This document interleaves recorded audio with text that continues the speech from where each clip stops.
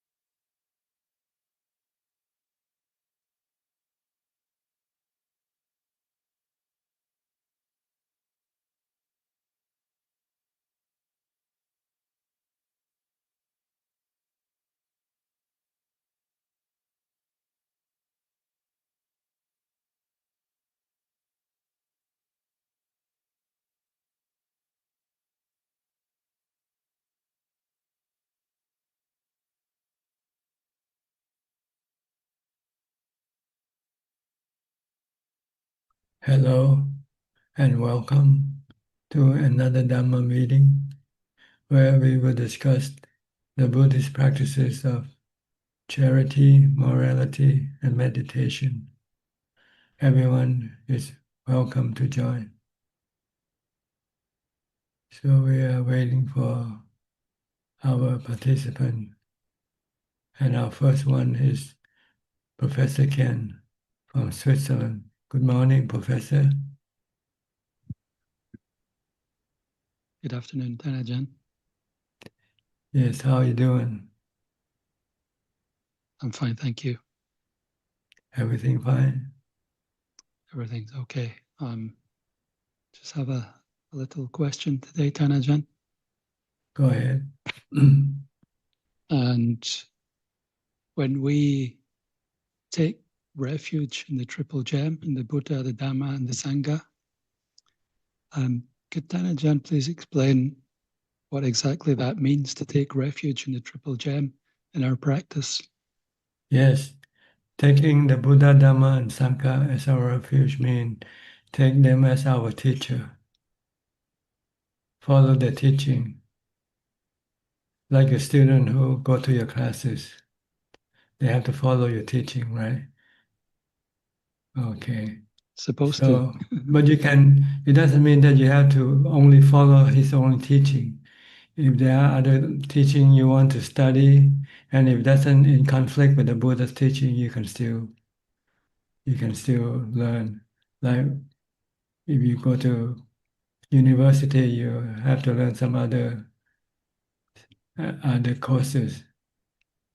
As long as those courses doesn't contradict the Buddha's teaching, then you can follow and do whatever they teach you to do. But if you go to classes which encourage you to drink, to steal, then this is not the kind of classes you want to take a refuge as. So Okay. the Buddha and the Dhamma and Sangha, they are teachers. The Buddha, the Arahanta disciples, they are teachers. And the Dhamma is the teaching, the textbook that we study from. So if you want to reach Nibbana, if you want to get rid of all mental suffering, then we have to take the Buddha's teaching as our main teaching. That's what it means. Okay. And the way to take the teaching, the Buddha's teaching is to follow 3 steps that he outlined. First, you have to study his teaching, reading his teachings or reading to his teaching uh, presented by his noble disciples. Then when you know what the teaching tells you to do, then you follow, then you practice. Practice until you eventually achieve the result of freedom from suffering, of nibbana. Then you become a teacher yourself. The next role is to become the teacher and help spread the teaching, the Dhamma teaching to other people. This is how it's been done ever since the Buddha's time. The Buddha was the first teacher. He taught the Buddha, the Dhamma teaching to whoever is interested. And when they have learned and practiced and attained to Nibbana, then they help the Buddha spreading the teaching to other people. And that's how Buddhism has been transmitted from one generation to the next until the present generation. And as long as there are these three steps of practices, study, practice, and attainment, then there will always be Buddhism in this world for people to take refuge in. But if any time when there's no more studying, no more practicing, no more attainment, then there will be no teachers who can teach how to become, how to reach Nibbana. So then that will be the end of Buddhism. You might still have remnants of Buddhism like the structural types, like the temples, the all the rituals, but they don't teach you how to practice, how to get to Nibbana. Then you can consider this is the end of Buddhism. And the Buddha predicted that his teaching will last for about 5,000 years. So we have come halfway now. The Buddhist era started at the death of the Buddha, and this year is 2569, Buddhist era. So we passed the midpoint now, but we're still far away from the end of Buddhism. We won't last that long anyway. No. But we have to make the most of our life, because this might be only one shot that we might come across his teaching in a long, long time. Because once we die and should we return as a human again, it might be a few thousand years, who knows. And then maybe there won't be any Buddhism left in this world. Then you have to wait for the next Buddha to become enlightened again, and then start teaching the teaching and establish Buddhism in the world again. But there will always be a new Buddha coming. But the time, the space, the time between each Buddha is so far away, so long. Not counted by years, millions of years, but eons. So whoever can come across the Buddha's teaching is considered like a lucky person, someone who won the lottery, won the first tick, the jackpot. So now is the time to go cash the prize. You have won the jackpot now in Buddhism. Now all you have to do is to go catch the prize of Nibbana by doing the three steps he asks you to do: study, practice, and attain.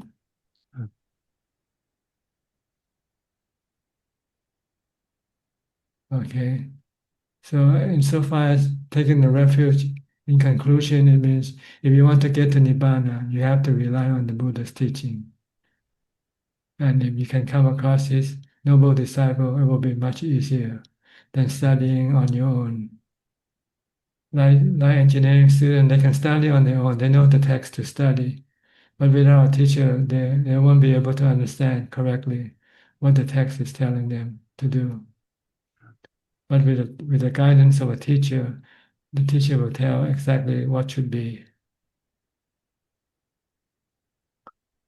So you need a living teacher if you want to graduate quickly.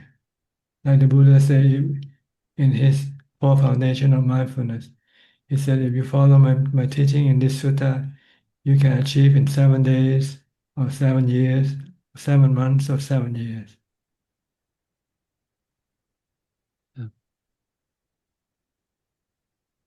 Okay, is this clear now? What the word refuge in the Buddha? This is very clear, Tanajan, very helpful. Thank you very much. Some people think that once you take the refuge to the Buddha, you can rely on his psychic power to protect you from harm and danger. That's not the case. No. We have to do it ourselves. Yeah. In Thailand, people believe like that. So they have amulets of the Buddha's images hanging across their neck Yes, to I've seen protect them that. from harm and danger. Yeah. But they all die. In car crashes, you see them all hanging with this Buddha amulet. No, the Buddha cannot protect us from death or danger. Mm. Okay. All right? Thank you very much, Ajaan. Very clear. Anything more? That's all. Thank you very much. Okay. Go to Ricardo now from Uruguay. Are you back home, Ricardo?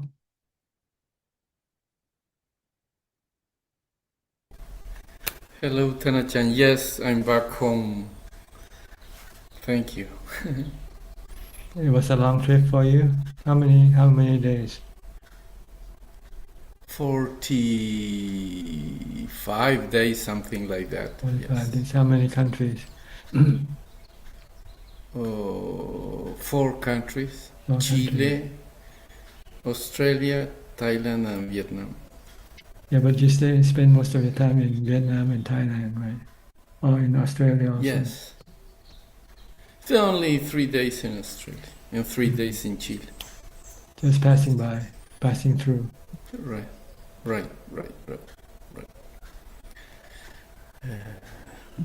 So you got any have- question? Yes, I do have. Thank you.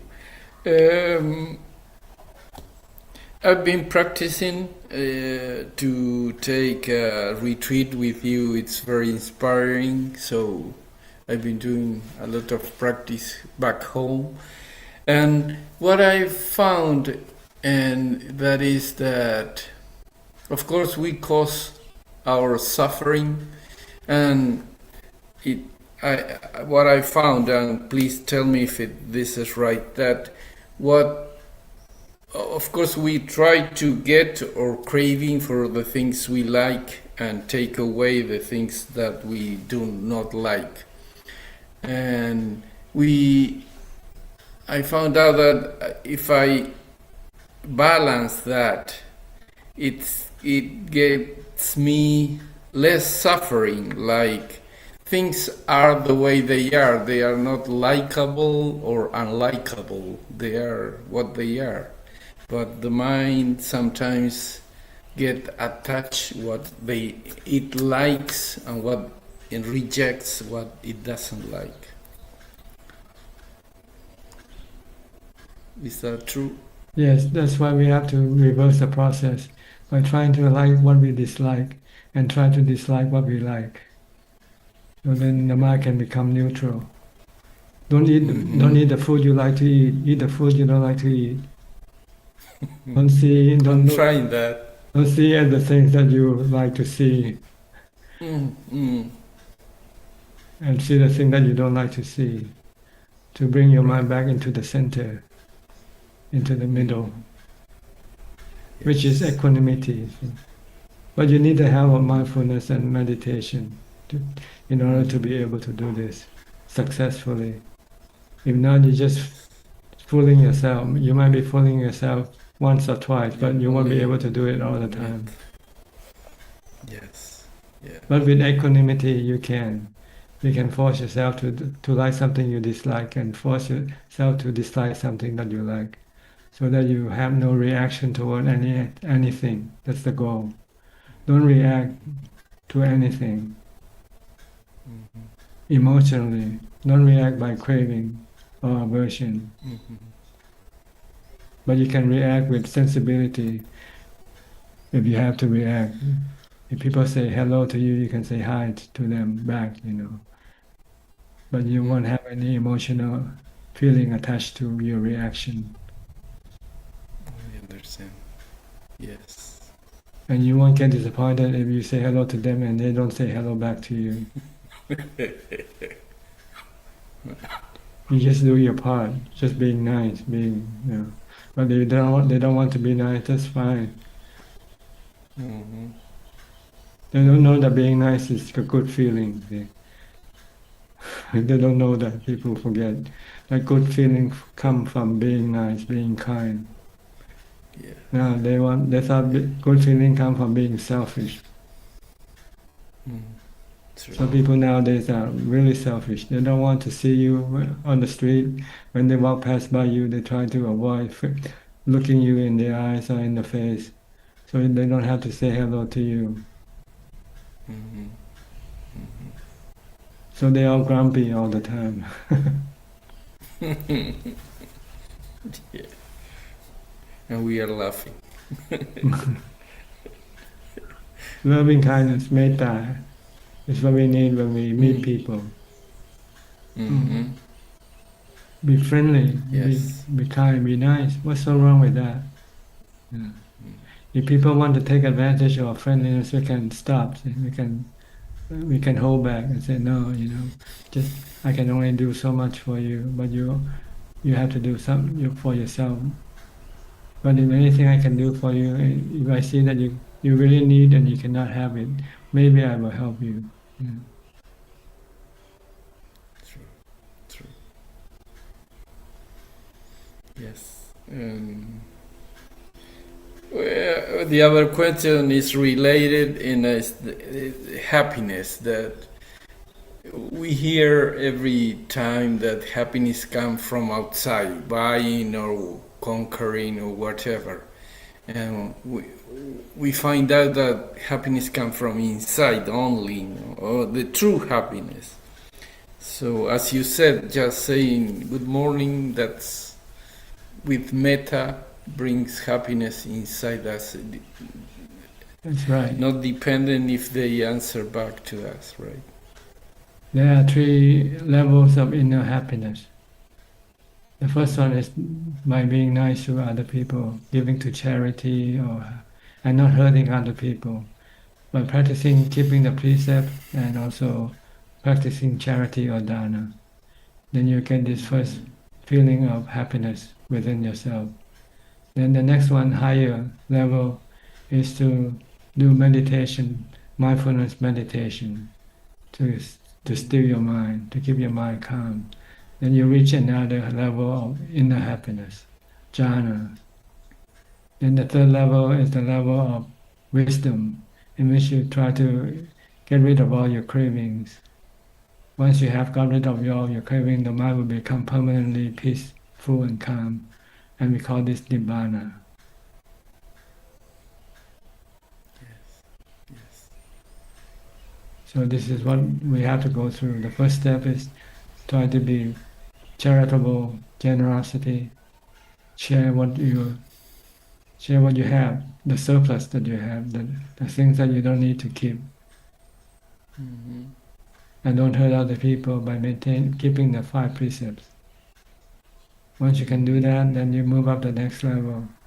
Go to meditation retreat, keeping the 8 precepts, and meditate mindfulness practice until you get to jhana.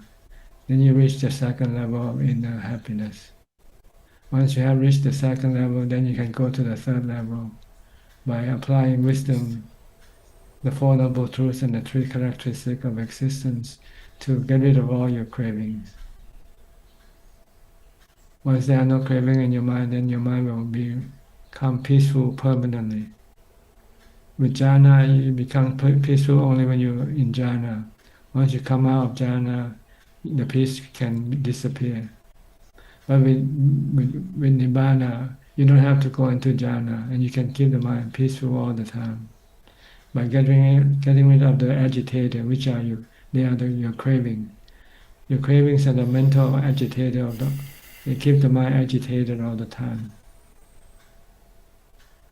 Right? You just mentioned earlier on your talk that our problem are our cravings. Once we have craving, the mind starts to become agitated. So we have to get rid of all the cravings, craving for sensual pleasures, craving for being, and craving for not being.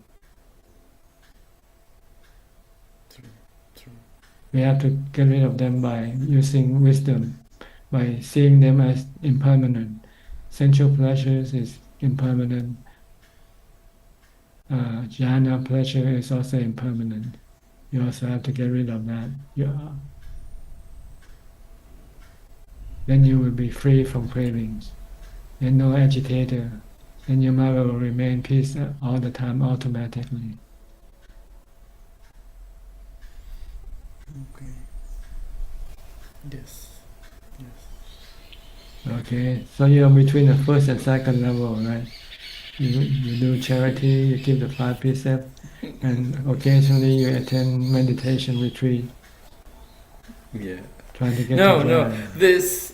This year, I am organizing 2 retreats here, and we are bringing a monk from Mexico, a Theravada monk from Mexico, and a girl from England whose name is Beth Upton, to make retreats here in Uruguay. So we are trying to make more retreats with the Uruguayan Sangha here, so we practice more. But independently, I have to practice more. Yeah, every day you should do it every day. Yes, yeah. I'm going to try the 6 hours meditation. Yeah, okay, that's good one. Yes, To I'm trying.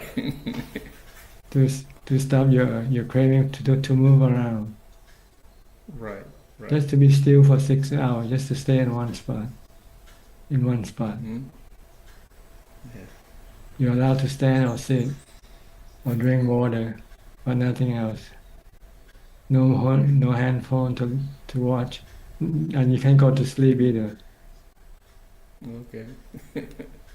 Just use mindfulness and wisdom to deal with your cravings. Mm-hmm. Yeah, well, especially with the body. Yeah. Your mind wants to move the body. Sitting here, you want to go there. Going there, you want to come back here. Yes. It's because it's not still. It's constantly agitating the mind to become restless. So once you can stop the craving, then the mind becomes calm and can remain still and being happy at the same time. Yes. Yeah, try this. If you cannot start with 6 hours, try with 3 hours first if you like, or half of it. Yeah. Half marathon. 1 Try hour, that. 2, 3. Yeah. Yeah. Slowly Little build by it up. little. Yeah. Yes. It depends on how strong your mindfulness and wisdom is. The stronger, then the longer you can do. Yeah, but we have many examples here in this Sangha that it can be done, so Yeah. thank you. Okay. Anything else? No, thank you, Tanajan. Okay. Be well. Yeah, thank you. See you. Next, Jordan Leach. Jordan, you're still moving around. You haven't stopped and stayed in one place. Oh, you had when you Good were a morning, monk. Ajaan. Yes, well, I'm still moving around, but I'm, from hotel to hotel. But I'm still in Chiang Mai actually now after Okay. the yoga retreat and doing well and just trying to live a good Buddhist life on the road. Okay. You got any question tonight? One question, Tanajan. I guess if someone has some sort of qualities like they have a lot of anger or jealousy and they that they find comes up a lot for them. So I just want to confirm my understanding if it's correct. So now these people, if they follow Buddhist teachings, they start being more generous and practicing metta and developing these wholesome qualities that they can change over their lifetime. Is that true, Tanajan? They can become Yes, better people? if you practice metta or loving kindness, you can change your character from being angry to be less angry or not angry at all by forgiving. When you're angry at somebody, you should forgive them for whatever they did. Okay.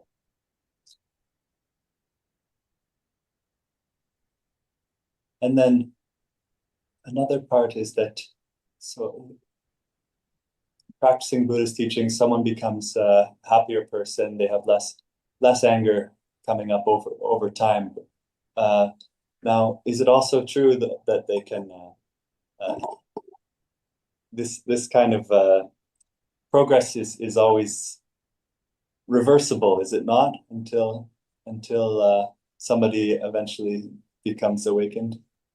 Yes, if you don't have the wisdom to control your mind, the process can be reversible. If you use mindfulness or some other method like loving kindness. But if you see with wisdom that your anger comes from your cravings, your expectation of people to do a certain thing in a certain way, and when they don't do it, you get angry at them. But if you say, I can take them anyway, take them as they are. They can be nice to me or they can be bad to me. If you can do this without having any expectation from people or things, then you don't have a reason to get angry because you'll never be disappointed because you don't expect anything. You can take anything that comes to you. So it always come back to the wisdom of seeing everything like seeing the weather. You don't get angry at the weather, do you? No, Okay. nothing. It wouldn't So help. so treat everything like the weather. That's all, and you'll never get angry. Okay, because they're not. It's They're nothing I not can do about it. control. They're not under your control. They are anatta. They are all natural phenomena. Even your body, you cannot expect good thing from your body all the time. One day your body gonna, get sick or happen something that you don't like with your body. So don't expect anything. Just take things as they come. And you never get angry. And if we're and then just okay. And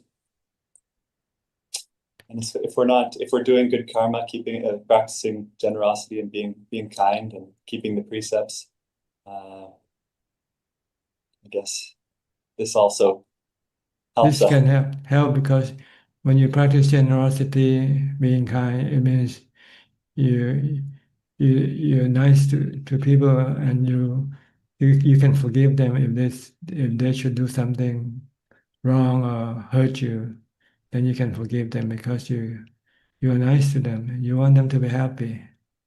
So you don't want to make them sad or by your anger. So you can suppress your anger, even though you might have the anger inside, but you won't show it outside. But if you don't want to have any anger at all, you should use wisdom. Tanajan, you gave me this teaching before about looking at other people's actions, the way as if it's the rain or the wind, and That's right. honestly, it's been just the most helpful thing for me. See, To if you look at people as it's not natural. When people splash water at you, you get angry at them. But when the rain falls and make you wet, you don't get angry at the rain. But you get the same result. You get wet. Yeah, That's because your perception of things is different. You think people you can manage or control that's it. Yeah, and expect good thing from them, see. But you know you cannot expect anything from the weather. it really is the same, isn't it? Because they really are equally beyond my control. That's right. You cannot control anything.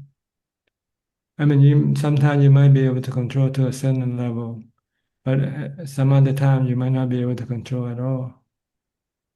What somebody thinks or what they say or do.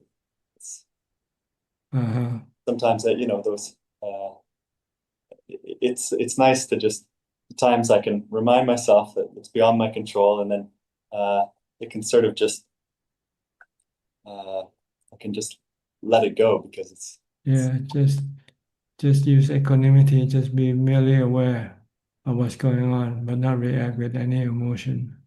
okay. Okay.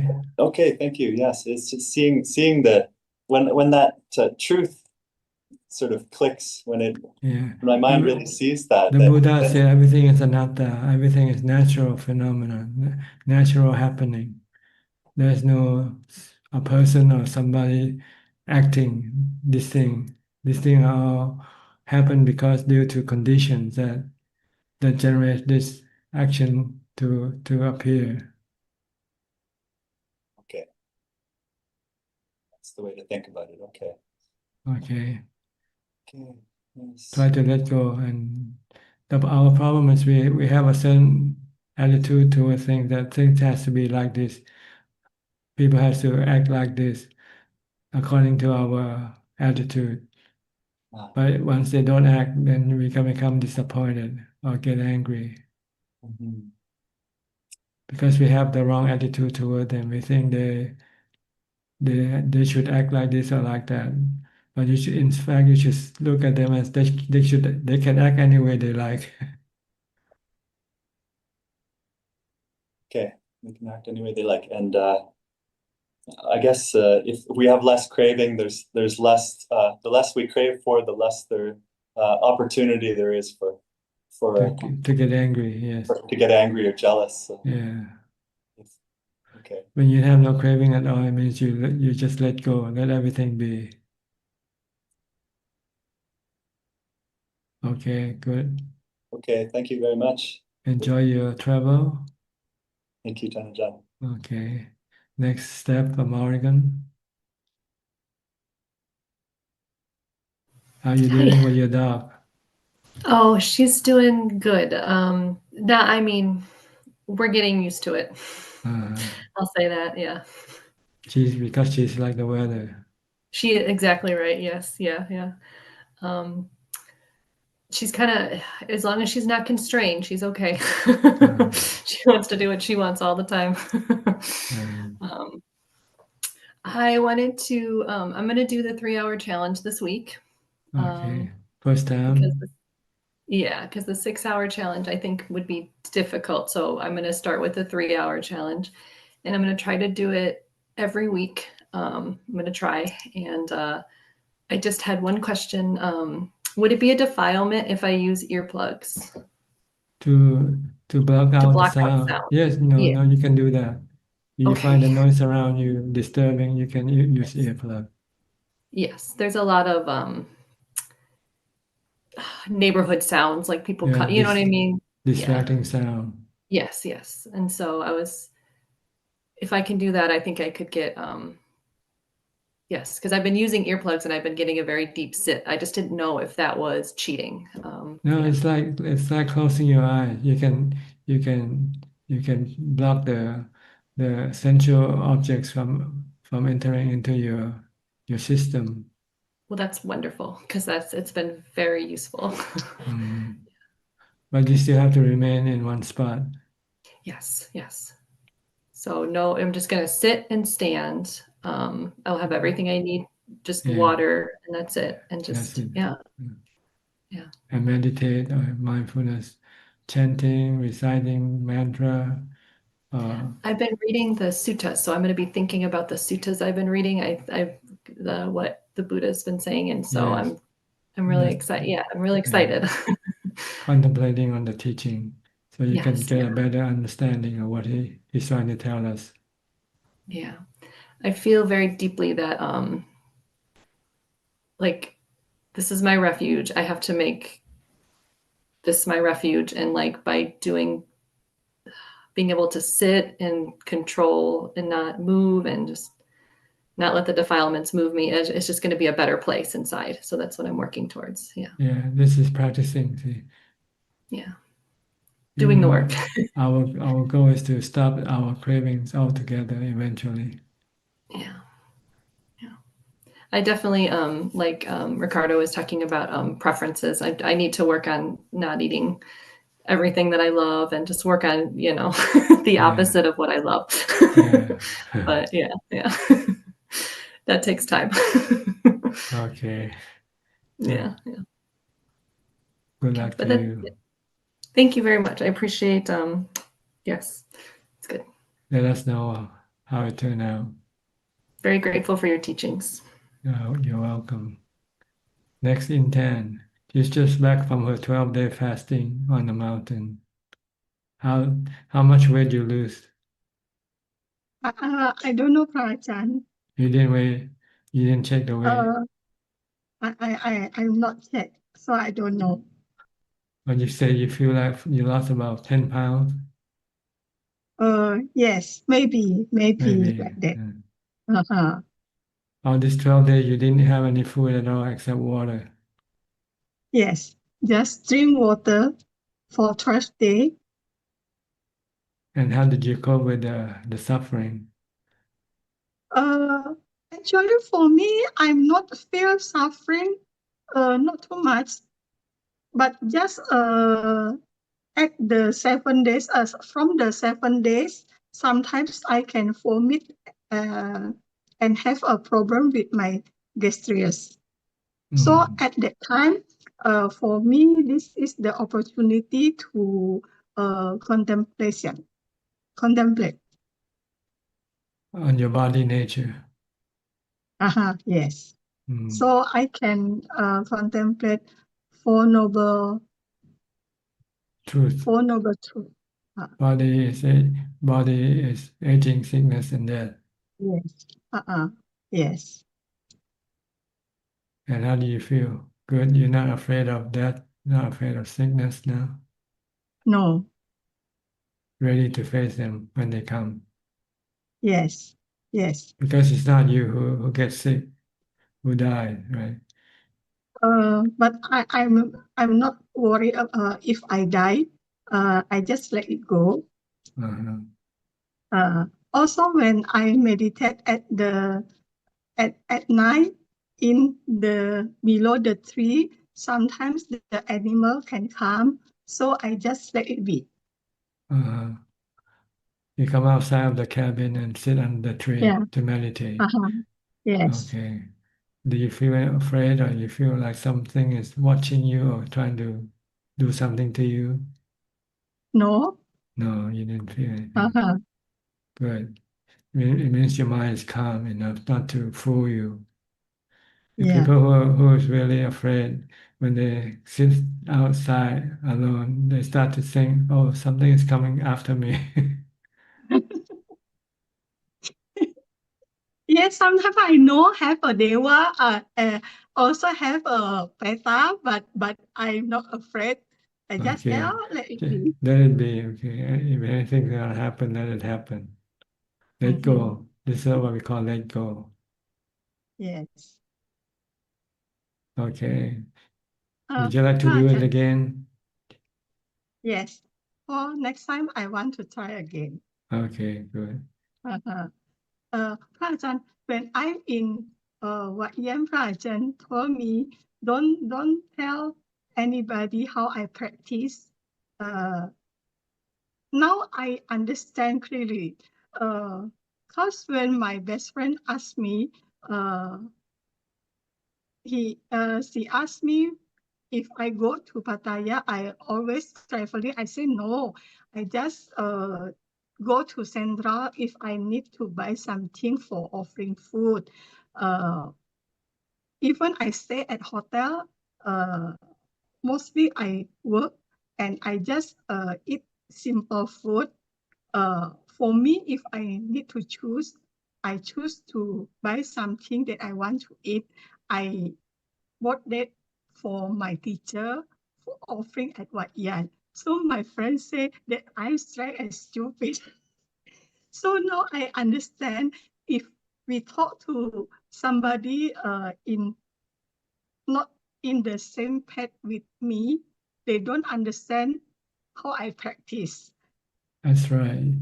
Because they find it's something that they never thought of before. Yeah. They said if majority person, if they want to, after they work, they need to enjoy their life. Why you not enjoy your life? Why you more happy if you offering for your teacher? You are a stupid person. Yes. Because they have never done this before, so they don't know the feeling getting from giving. Uh, The, the feeling of giving is much better than the feeling of taking. yes. So you can only talk about this thing with people who have similar experiences. But it's better not to to talk at all if it's possible. Meditators tend to be silencer, not talk much. Yes. Because when you talk, you start to think, and your mind can become agitated and restless from your Yes. talking and thinking. So for meditators, they tend to be solitude lover, like to be alone and like not to talk to anybody because they want to stop thinking. Okay, anything else? Yes. I try to practice that. Thank you for Prajna teaching and guidance. Okay, you're welcome. Next, Aparajita from Dubai. I see an empty wall behind you now. Yes. I know before my house used to be like that. Now there is stuff, but yes, sleep on the floor, nothing No to bed, do. no bed. No bed, no. Okay, good. I use the Simple. same blankets I use for my yoga. For the floor, it's good. But yeah, just listening, getting inspired by all the practitioners and your wisdom. And yeah. Yes. The goal is to spend less time on your body and spend more time on your mind, for your mind. Just try to treat your body with minimum support, and then you can have more time to spend for your mind, working, practicing for your mind, to stop your mind from cravings and to get your mind to get more peace and happiness.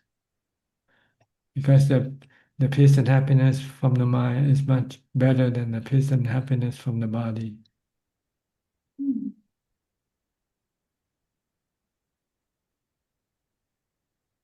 Good. Anything? You have any question? No, just sort of reflection.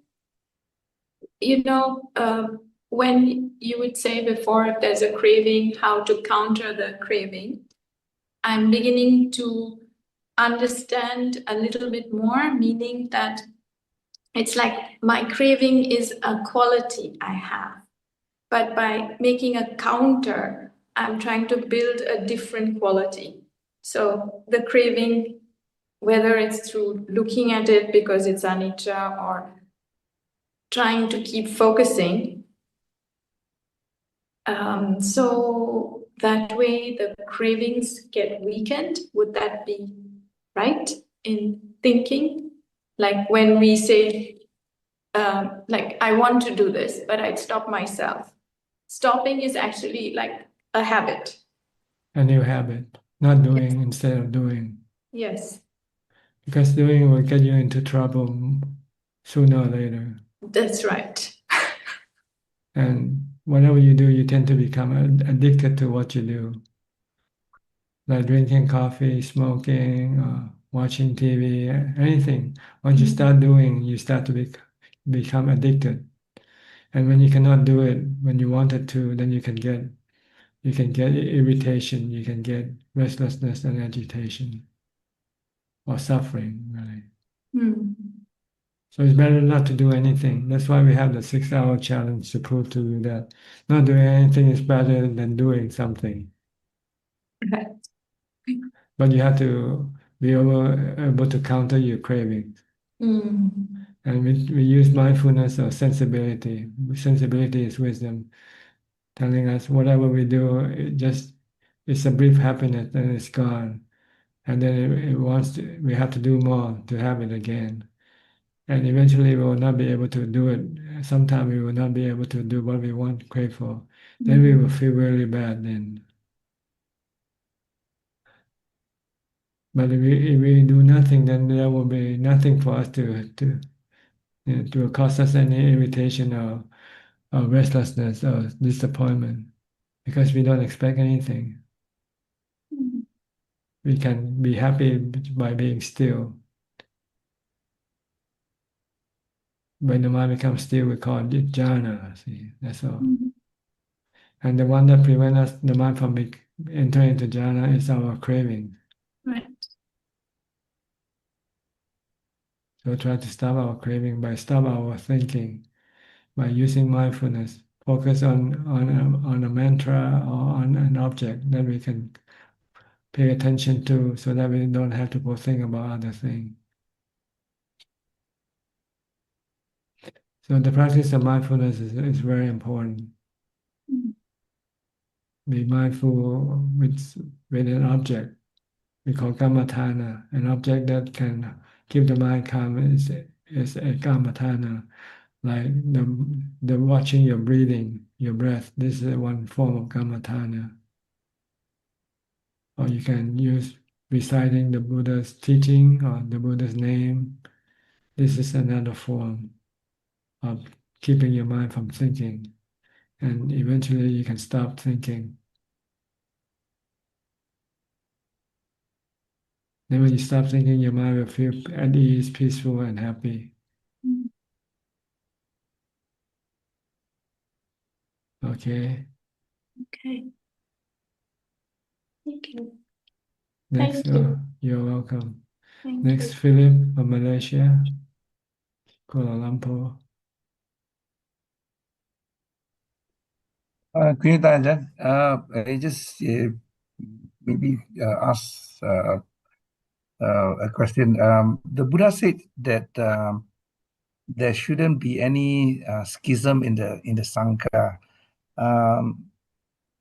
It's a different lineage and things like that considered as schism in the interpretation of Buddhism, and also even the other traditions like Vajrayana, Theravada, and Mahayana in this context. Well, we don't consider it as a schism because we don't attack each other. We just practice according to our teacher's interpretation of the Buddha's teaching. So different teachers might have slightly variation on the interpretation of his teaching, but principally it's still the same. Practicing of charity, morality, and meditation. This is the core of the Buddha's teaching is still the same. But the nitty-gritty thing, might be different. How you wear your robes and whether you shave your head twice a month or once a month. This is something just preferences. Okay. And for example, in Thailand, there are two branches of Buddhism, right? Physically, can you tell the difference? I know in the chanting, the pronunciation from the Dhamma Yuttiya and Mahanikaya. Dhamma Nikaya, they sound a bit different. I think, right? From the physical point of view, is there a way to tell from the temple, like if you are like you can tell the difference between a Catholic temple and a Protestant temple? That's what I'm trying to get at. Or I Well, mean, like for example, I don't think so. You have to know where they come from, which temple they come from. And even that, you might not know this temple whether it's Mahanikaya or Dhammayut. You have to look it up. I don't know sometimes, but to me it doesn't matter. I look at them as monks, just like me. We are monks, whether Dhammayut or Mahanikaya. It's just the interpretation of the Buddha's teaching. Usually in Thailand, it's the interpretation on the monastic code, which slightly differ. Okay. Okay. Okay. Yeah. Thanks. Yeah. Because in Malaysia, I mean, we have the privilege or we can actually see, I mean, like Sri Lankan temples, what is it, Burmese temples, Thai temples. I mean, they have the architecture difference, sometimes also in their robes and their colors and things like that. So Yes. it's just a intellectual curiosity whether Yeah, this can be different, but the practice is still the same. The monks will keep the 227 monastic code, and they teach the Noble Eightfold Path, the Four Noble Truths, and these are all the same. I think what makes them different is the intensity of practice also, how strict they are with the monastic code. okay. When Understand. I decided to become a monk, I didn't know that in Thailand we have two lineage, two different sect. I just found out when I decided to become ordained, and then I found out that the smaller Nikaya or sect is more strict and concentrate more on the meditation aspect of the practice, like the forest tradition. The forest tradition belongs to the smaller sect, while the larger sect usually spend more effort on studying the scriptures and doing rituals like chanting.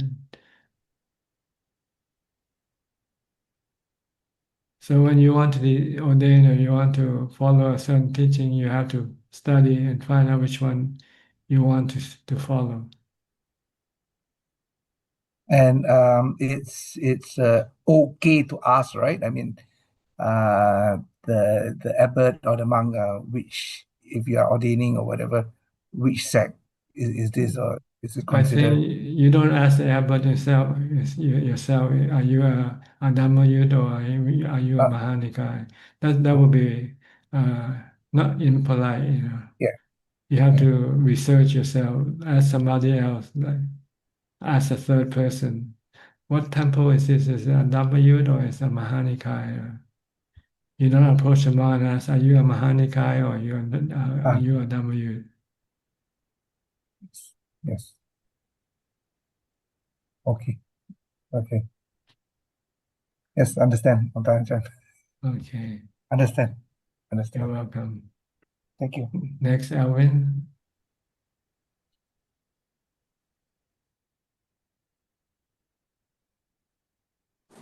Namaskar, Tanajan.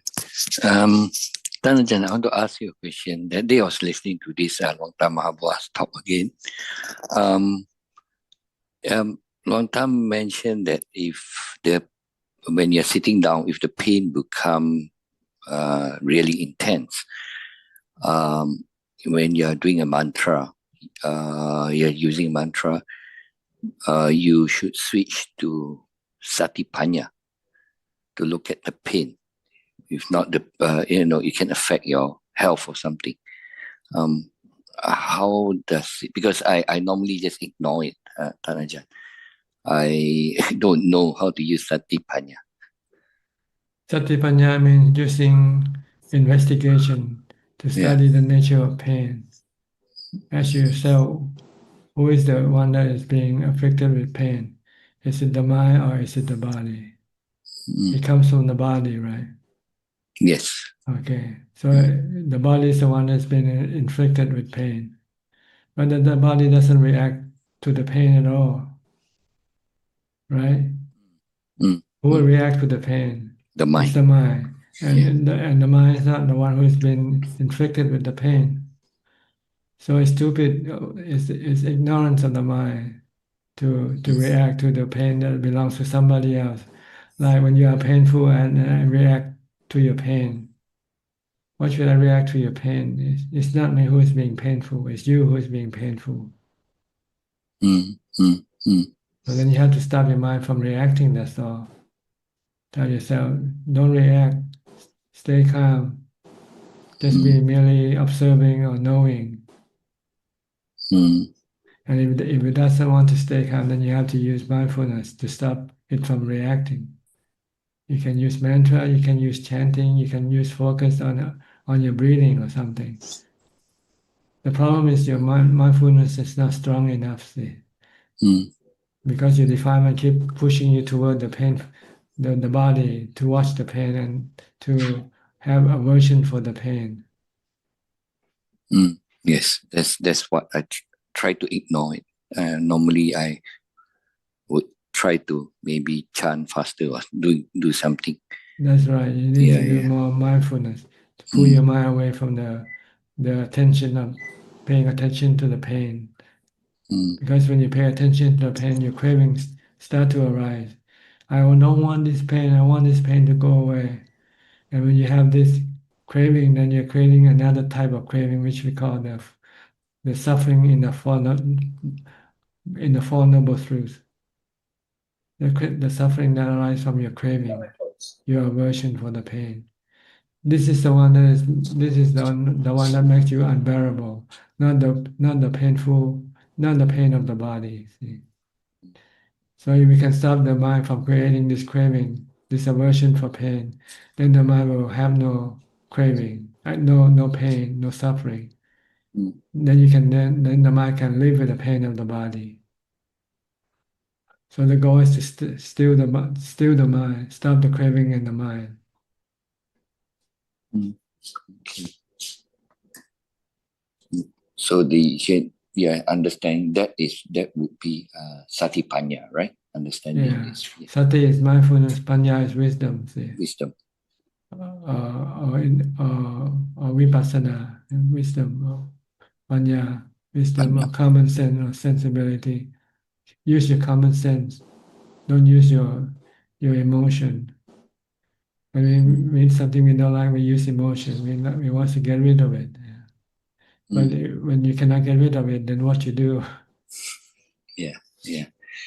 Oh, then why did okay? I maybe I misunderstood. Why did Wang Ta say that if the pain become too intense, you don't use satipanya, it might affect your health, right? I think I recall him saying that in the talk. I'm not sure what this means. Mm, mm, mm. Maybe okay. Thanks. If you practice this pain all the time, it might affect your physical pain. You might affect your physical body.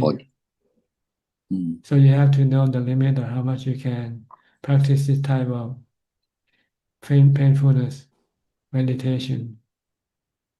You don't do this all the time, every day, expose your body to pain, because then it can cause maybe some physical ailment afterwards. mm, mm. And you become more like penance, right? Not the middle path already. You're torturing yourself in a way. That's right. If you're sitting in the same position for a long time, it can cause the body the muscle or thing might be affected to the point where it can become a problem. True. So you have to know the limit of how much you can practice this type of meditation. Okay, Panajan. Thank you. Clear. Thank you. The goal is to teach your mind to train your mind to face the pain, because eventually one day we are gonna have to face the pain that comes from our sickness, and we cannot get rid of it by any means. And so the only way to deal with the pain from the sickness is to use investigation, teaching the mind to not to have any aversion to the pain. Try to teach the mind to accept the pain, because by accepting it, then you can stop your aversion, your cravings for the pain to disappear. then if you can do this, then there will be no suffering in the mind, no pain in the mind. Then the mind can live with the pain of the body. Yeah. Accept it, right? Yeah, Accept it. by accepting. So And this, you have to find out whether your mind can accept it or not by exposing it to the pain of the body. So occasionally you have to test your mind, see, can you accept the pain of the body by sitting and live until the body becomes painful and not move, and just and let's see if the mind can endure and live with the pain or not without having any aversion for it. I mean, what I experience is sometimes you sit, the pain comes and then you disappear. So basically, it reminds you of anicca as well, right? In a way, it doesn't last. It would disappear sometimes. Yes, but this can also cause you to have aversion because it cause you to have craving. Oh, it doesn't last, so maybe it should go away now. Yeah, What you should use is anatta better in this case. You cannot force the pain to go away because it's anatta. It's like the weather. Like right now, you got snowstorm and you cannot stop the snowstorm. You just have to let the snow. It's anicca, but it takes time for it to go away, and you cannot say, "Oh, it's anicca, then it should go away right now." Yeah. Okay. So it's better to use anatta. Okay. You cannot force it to go away. It will go away eventually, but it will go away on its own, not by your volition, not by your desire. Right. Okay, noted down. Good point. Good. Thank you. Usually, only use anicca when you're experiencing good feelings. Yeah. I see. Because when you have good feeling, you want it to last forever, right? Yes. Then you have to tell yourself, this is anicca. It's gonna be gone sooner or later. Okay. So Thank you. you then don't become attached to the good feeling because you know you're gonna lose it. Or praise as well, right?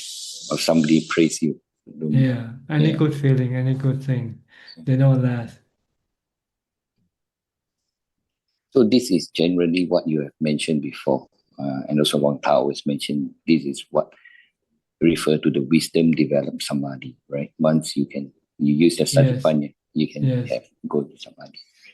Right. Okay, Tanajay, thank you. Okay, you're welcome.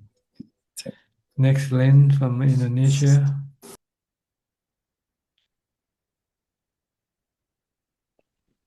Good evening, Ajaan. Hope you are well. Thank you. I've got a question tonight. So we know that there are many Dhamma teachers, but not all of them have attainment. So for those who doesn't have attainment and teach, is that a right action? Not according to the Buddha. The Buddha you teach only after you have become fully attained.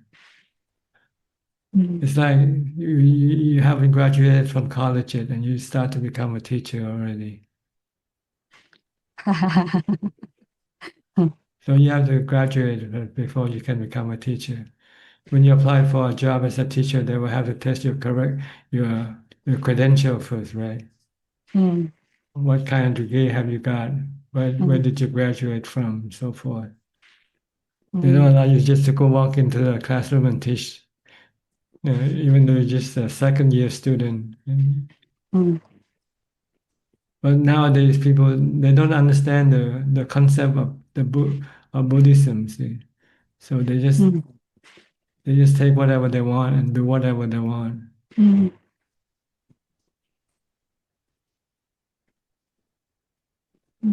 And it's just so the desire of the defilement. The defilement wants to be a teacher, wants to be respected, wants to be looked upon, as someone wise and knowledgeable. Once you become a teacher, they say, "Oh, he's wise and he's knowledgeable. We should be respectful of him." This is an ego. This is a defilement, a self.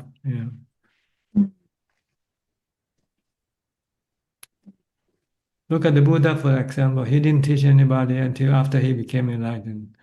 During the 6 years period that he practices, he was a student. He went from one teacher to the next to find out how to become enlightened, but no teachers know. So he had to find out by himself.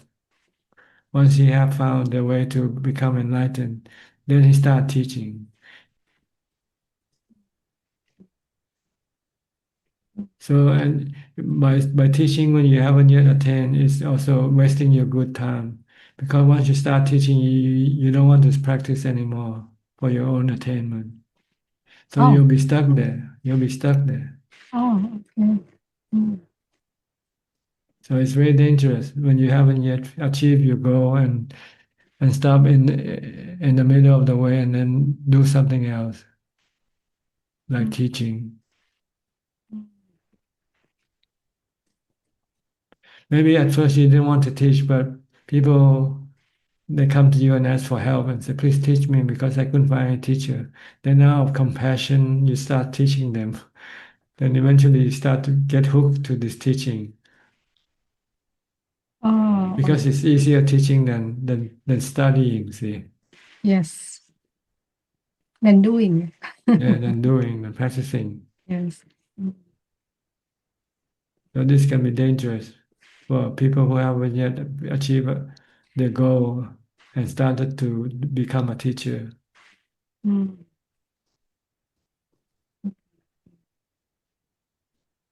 Okay. Mm. All right. Does this answer your question? Yes, because if I go to a temple, sometimes the one that give Dharma teaching is not a monk or somebody who is monastic. It could be like lay people. Yes. Yes. Everybody likes to be teachers. No one likes to be students. Oh, okay.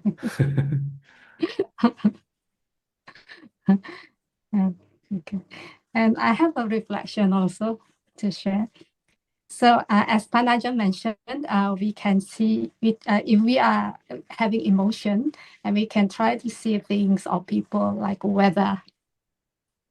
So because nowadays I try to see people like that, but sometimes it doesn't work for me. So I use another way, which is I try to see people as AI. AI? Yes, because Artificial. artificial intelligence, because AI sometimes can make mistakes and we cannot get angry with them. Yes, so I use that way and it works for me. Okay. You can look at people as being robot. The body is just like a robot. It's a biological robot. Yes. Yes. It's made from chemical. Yes. Because robot, they can think and do things as human also in certain ways. Yes. Yeah. But they can always do something wrong also. Yes. And there's no point to get angry with them also. Good. Whichever way you look, as long as you can look at them and having any emotional reaction toward them. Yes. Everything is natural process, really. Natural phenomenon. Mm. And sometimes you cannot control them. That's true. So you have to learn to accept them as they are. Our problem is we like apples, so we want everything to be apples instead of bananas. Yes. Okay, so look at everything that there's not only banana or apple. There's so many different types of fruits, and you don't know which kind of fruit you're gonna run into. So let banana be banana, let apples be apples. Don't try to change them. Right? Yes. And when we try to change them, we become disappointed because we could not do it. Yes, that's true. Yeah, we can't do it anyway. Yeah. Okay, good. Keep up. Try to look at Okay, thank everything you so as very much. yeah. Yeah, thank you. Anatta. The word is anatta. Everything is anatta. No self. Not under anybody's control. Mm. Even our own body is not under our control all the time. We cannot stop it from getting sick. Yeah. For instance, we cannot stop it from getting older and older every day. Mm. Okay. Okay, All thank you right. so very much, Tanajan. Thank you for You're your guidance. welcome. Next, Gary from Singapore.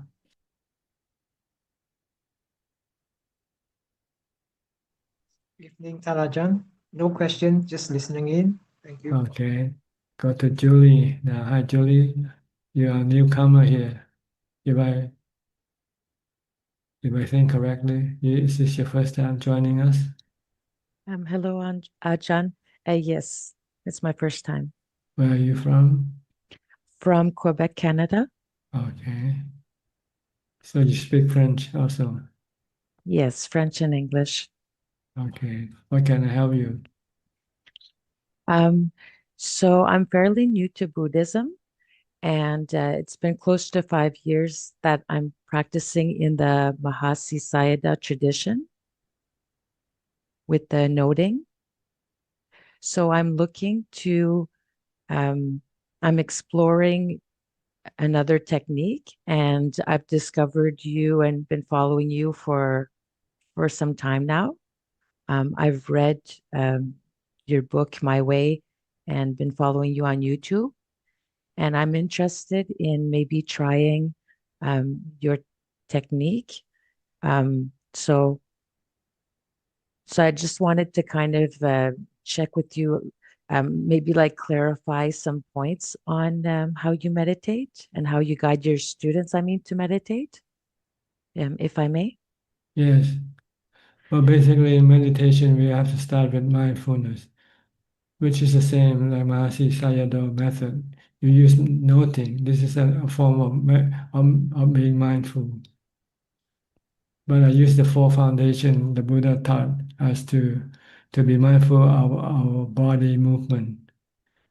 Every movement of the body, we should be watching all the time, the body. If we keep watching the body, then the mind cannot go and think about other things.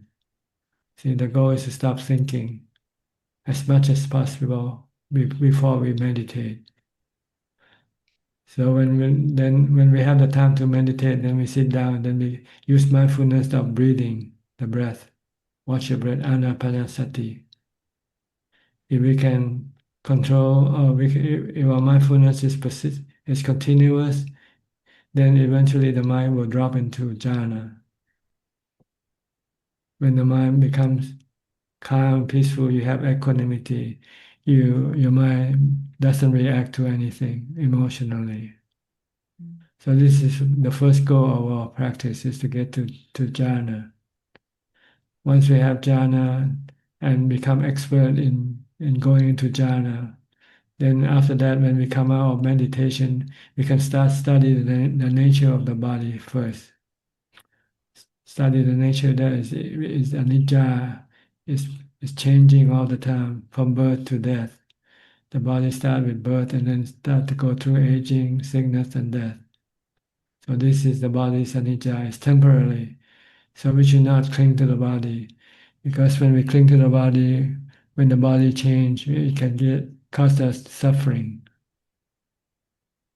Then the second aspect is that we should see the body as a no self. There's no self in the body. Because the body is just made up of the four elements. The food we eat, the air we breathe in, the water we drink, these are all elements. Four: earth element, water element, fire element, and wind element. When they combine this, they produce the 32 parts of the body. And we also have to study the nature of the body as being unpleasant, not good looking, by seeing the 32 parts of the body, or see the body when the body dies and turn into a corpse. Then when you see the body as a corpse or seeing the 32 parts, then you will have no attraction for the body. Then you can stop your sexual cravings for the body. Because having sexual craving can cause you a lot of problem because you need to have a partner, you have to have somebody to to enjoy, but then you can also end up with losing them one day, or you can live and then having argument or having different opinion. So it's a lot better just to live alone and be happy with jhana rather than happy with somebody else. So this is the goal of studying the nature of the body, to stop your cravings for sensual pleasures, and also to stop your attachment to the body, so that when the body get old, get sick, or die, you will not have to suffer. So this is basically what we do. First, we practice mindfulness. Then we meditate with mindfulness until we get to jhana. Then we can then use jhana to stop our cravings. When we investigate that our craving is the one that's causing us the suffering, the mental suffering, by clinging to things like the body, clinging to sensual objects.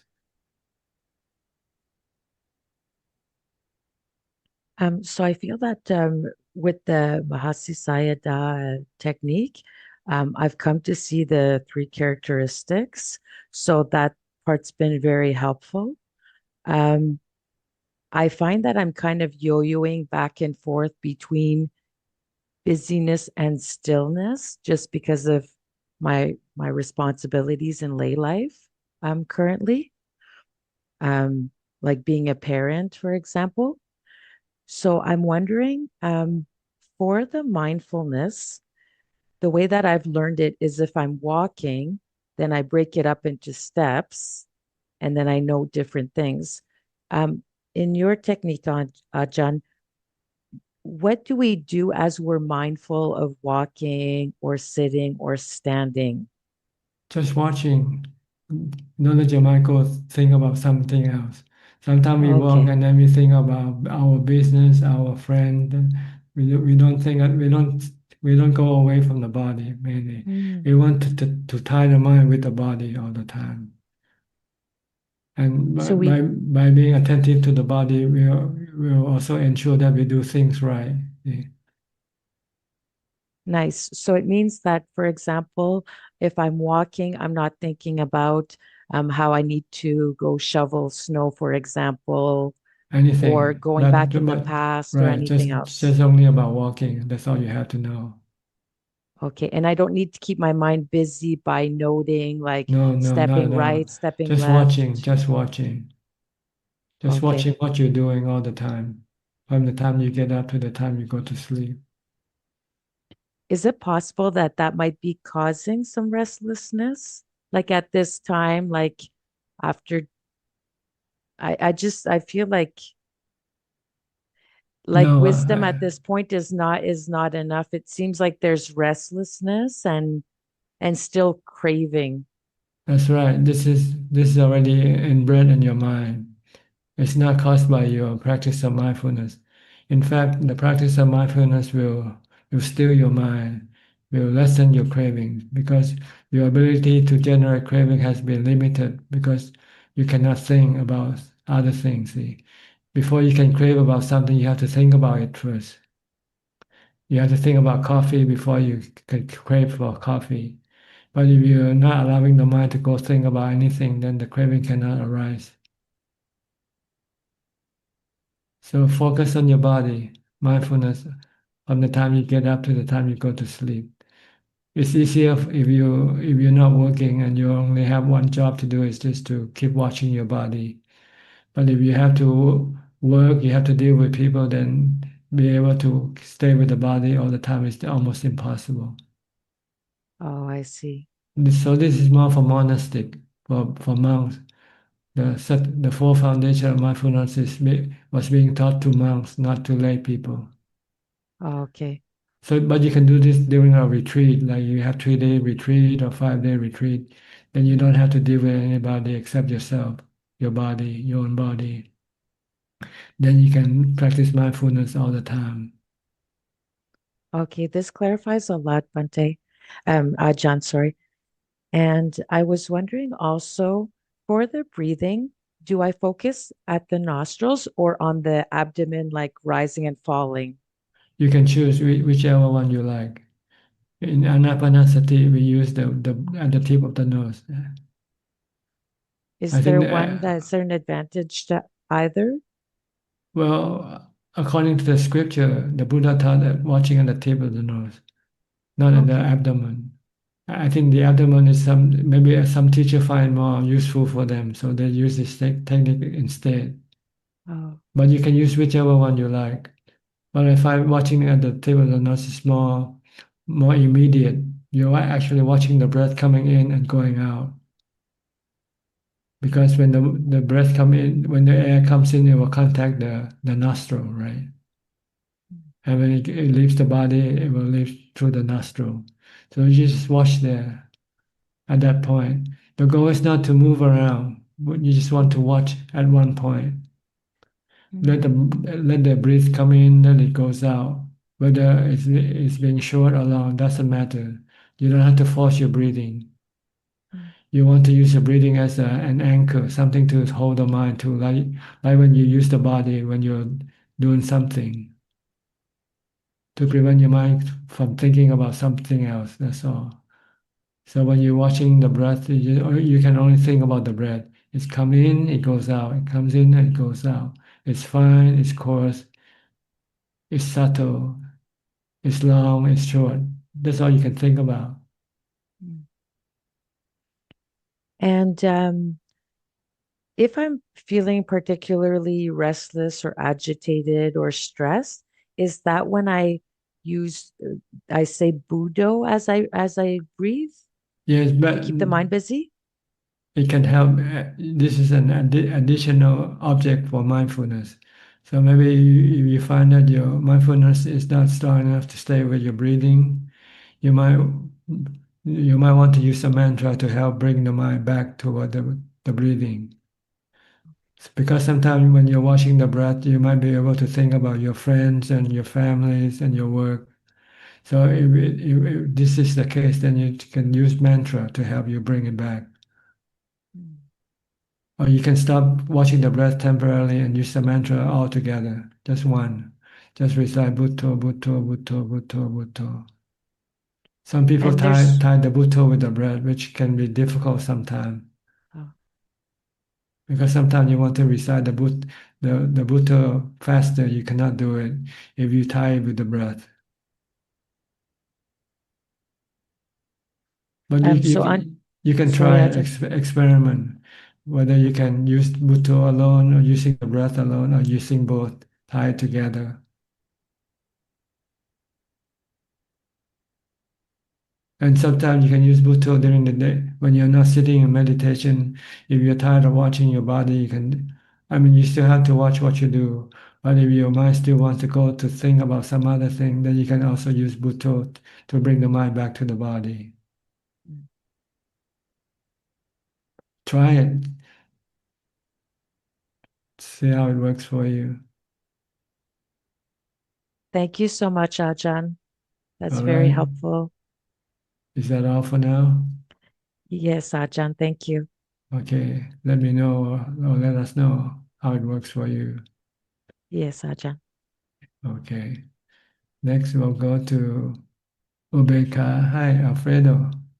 Alfredo from Sao Paulo, Brazil. How about that?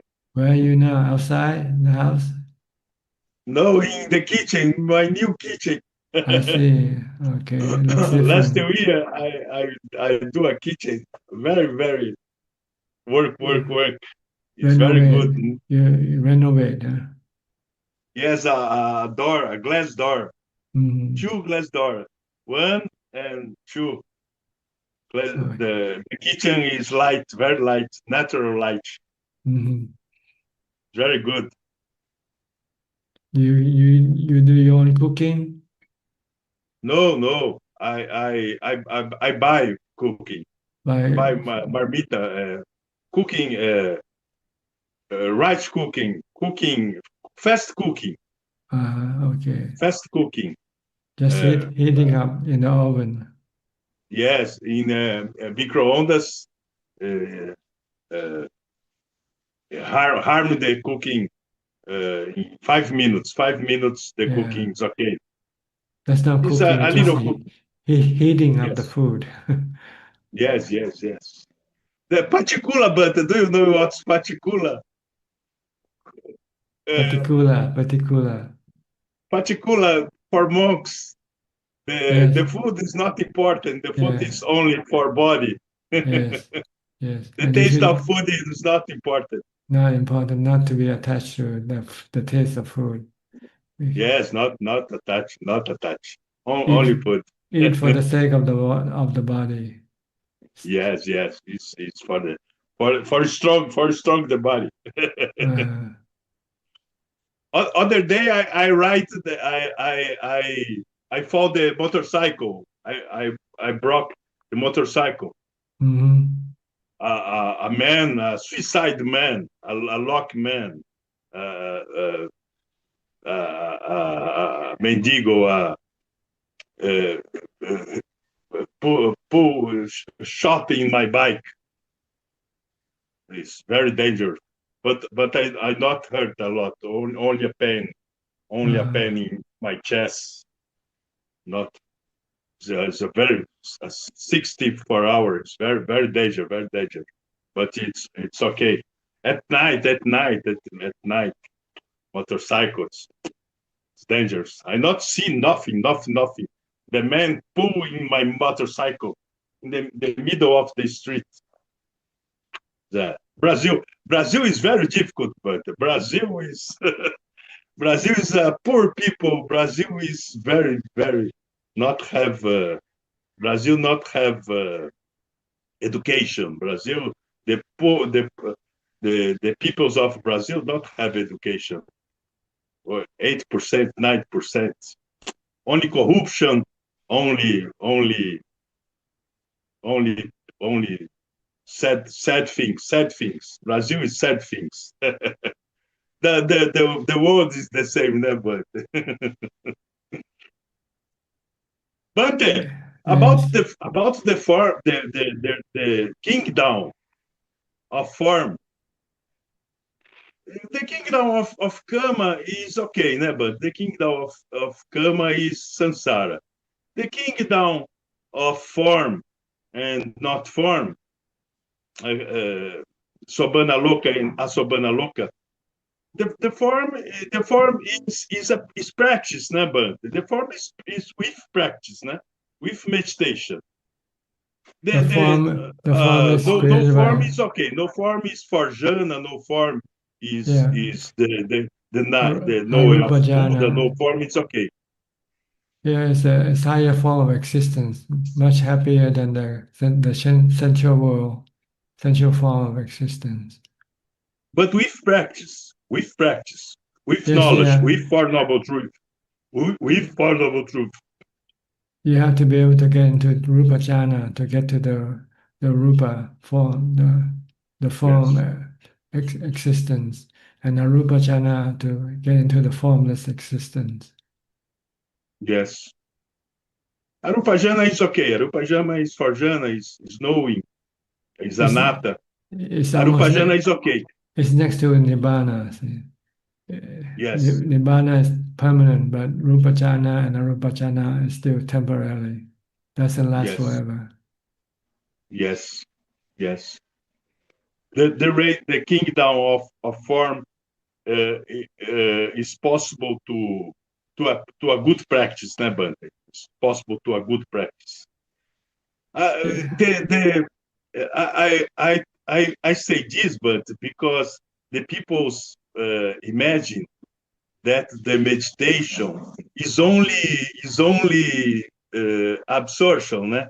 Is only apana samadhi, is only absorption, and the form is not important. But I think the form is important, né? But the form is important.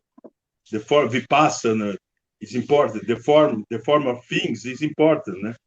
The karma is the effect, the form, né, but Yes, it's two different aspects of practices. The absorption is the jhana practice, while the investigation is the wisdom practice. Vipassana is a yes, different aspect. yes, But it's important to have both of them. yes, First you practice for jhana, then after that you practice for wisdom, for penetration, for insight, to see the true nature of things as being yes, anicca, dukkha, anatta. yes. Okay? Okay, Bante. Okay, All it's very right. good. Take care. Bye-bye for now. See you next Thanks, time. Bante. Good days, Okay. good days. Next, Diana, also from Canada, Toronto, near King City, right? In King City. Mama Buddhaya Bante, Ajaan Suchart. Yes, what can I do for you? We have to speed up a little bit because we still quite have a lot of other people waiting. Yes. Mostly I was okay. I was trying to stay mindful in one difficult situation, and I was listening to your teaching today, and I can't. I was trying to find out what thinking I was reacting to, because the situation started to become a little bit like the other person was acting hostile. But in that moment, my feeling preceded my thinking. Or was it because I wasn't aware of my thinking? Because I became afraid of the hostility. So in the end, I just asked the person that we could speak another time when they weren't feeling this upset and angry. Yes, you're not mindful controlling your thoughts. You're watching what the person is doing to you and try to react with emotion. So you have to bring your mind back inside, not toward the person that you're dealing with. Use the mantra, Bhutto, Bhutto, Bhutto. Okay, so in that moment, I was focusing on the other person, not on myself. That's right. Okay. The more you spend your time on other people, you're creating more dukkha, creating more emotion. So when I'm interacting with people, I'm still supposed to Be be mindful. more aware of myself. Yes, you still have to look at your reaction toward the people that you're dealing with. So not really listen, not putting like 100% attention what they're 50, saying. 50, 50, 50. 50-50. Have on your mind, have on the other people. You watch your mind, your reaction to what to the other people, whether your mind is reacting normally or not. If it's not reacting normally, then you have to stop it. Okay, when you start to feel angry, then you know this is you have to stop this anger. You know what's interesting is that in another instance, I did feel the thinking and the anger when it was in the store, when another person was getting angry, and I did feel this anger and the thinking. But in this situation, I was feeling fear, and then I thought to and then I still, in that fear, I still tried to speak with the other person, but I saw that they could not come down, and then I decided to retreat and come back another time. But then, okay, so I tried to do the 50-50. Yeah, try to maintain equanimity inside all the time, not reacting with emotion toward whatever you see or hear. And if it's happening without me knowing, it's meaning yes, you're not mindful. You're not watching your mind. Then you have to bring your mindfulness back by reciting Bhutto, Bhutto, Bhutto. Awakes your mindfulness. You lost your mindfulness. You became so involved with the what you see, with the thing that you see. I must say I did not get angry, even though maybe that was one option, and I tried to just still proceed in spite of my upset feeling and do what I needed to do. However, in the end, like when I withdrew from situation, I was still feeling like the sensation, the feeling. And it took me a while to understand what the thinking was behind it. I mean, I got as far as just feeling fearful of situation because like all of a sudden I didn't know what like, yeah, maybe there was thinking, yeah, okay, I'll look, I'll try to apply your teaching from today to that situation again, and then going forward to do more, like, so bring the attention more to myself, to my Yes. breathing and mantra again, And stop your reaction. and then not to participate in the situation. Yeah, just watch. Just be an observer rather than be an actor. Mm-hmm. And if the other person is making demands that I cannot fulfill for the safety of, for actually for my child, then like there's nothing I can do. I just need to. Right. Sometimes there's nothing you can do, and then you just have to let things be. Yeah, this isn't anyone in my family. This is just like an external situation that took me off guard. Okay, so yeah, okay. The most important thing is to guard your mind, to protect your mind from suffering, from being irritated or being, being affected by the things that you are looking at or seeing or hearing. And having no control over the situation. Yeah. But you can control your mind. You can protect your mind. So you want to protect your mind. Because the pain from the mind is much stronger than the pain from the other things. Exactly. Yes. So in review, when I was on my own, I did try to.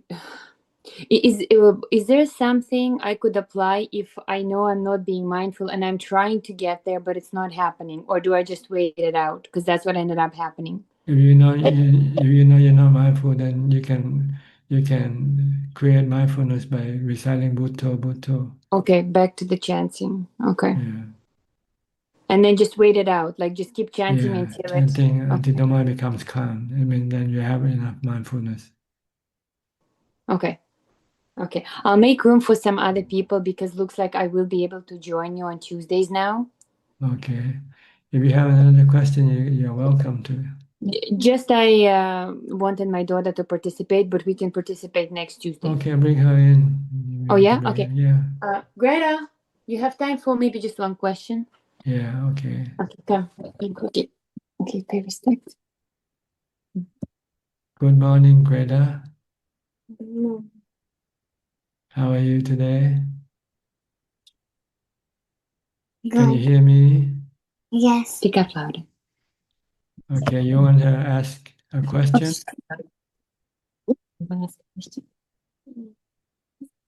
Yes. Go ahead. So, my question is, what to do when I'm scared? When you are what?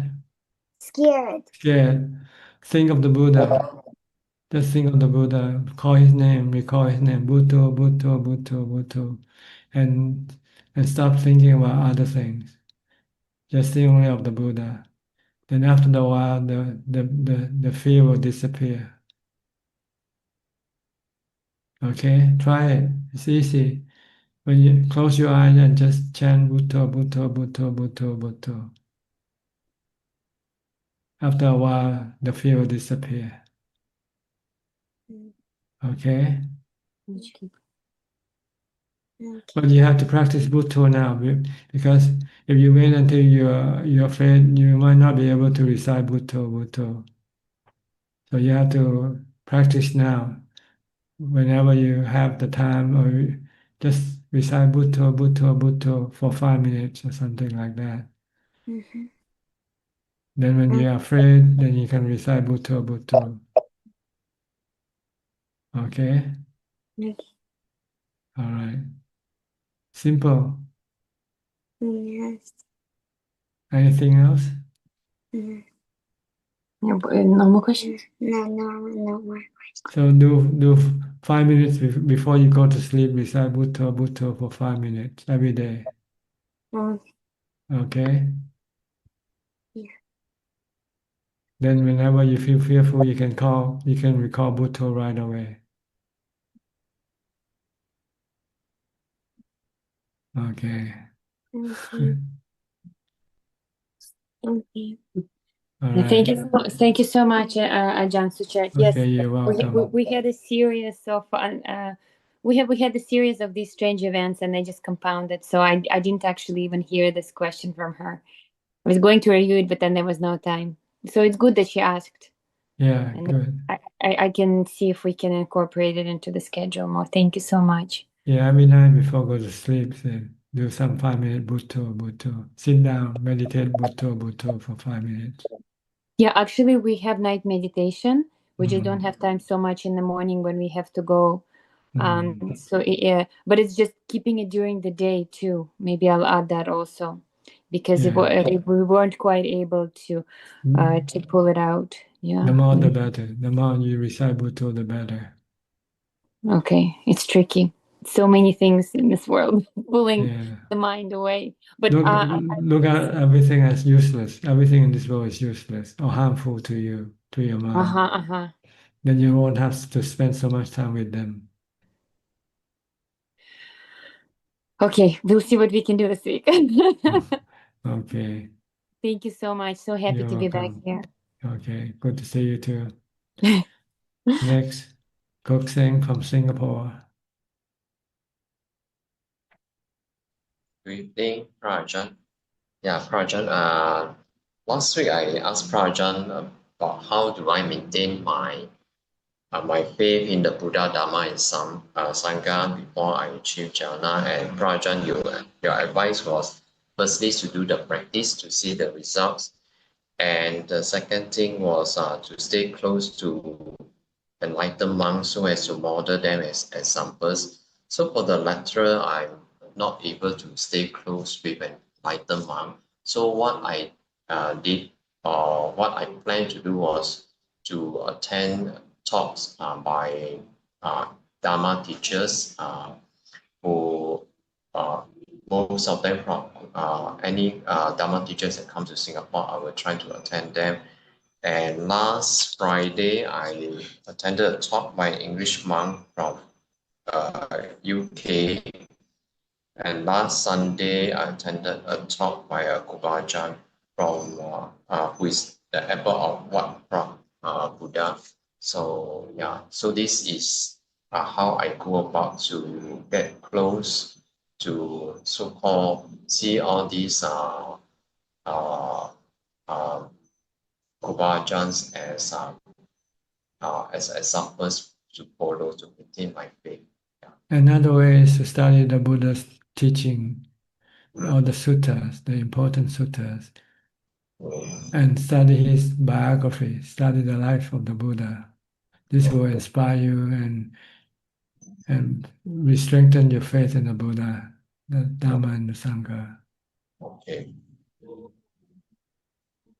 There's so many versions of the story of the Buddha, his life. Yeah, I have one on my web page, Dharma in English, the life of the Buddha. Just keep watching that video, and it can keep you inspired, keep you faithful to the Buddha, and also study the biography of some of the noble disciples, Moggallana, Sariputta. People like this is somebody that you should try to stay close to, because then you can use them as your model. Okay. Okay, thank you, Prajan. That's all, huh? Yes, for this evening, yes. Okay. I'll see you next time. Next, you'll go to B. Ravin from Bangkok. Hi, Prajan. Good evening. I hope you are doing well. Yes, I'm fine, thank you. What can I do for you? Prajan, given the time, I'll just keep it down to one short question. Prajan, you mentioned the importance of trying to achieve the fourth jhana for like the equanimity and the mindfulness in order to pursue the wisdom. vipassana. Yeah. So I understand there are four more jhanas, the formless jhanas, which you don't really talk much about, but is there a reason why the focus is more on the fourth jhana rather than the formless jhanas? Because that's all you need. You don't need more than that. But if you have the ability, you can also go into the formless if you like. But it doesn't make any difference in terms of supporting your development of wisdom. So you should spend more time on, once you have the fourth jhana, then you should spend more time on developing wisdom. Then continue on with your formless jhana. So they are more of a nice to have, but not necessary to It's do like it with it's wisdom. it's like having a supercar and an ordinary car. It takes you to the same place.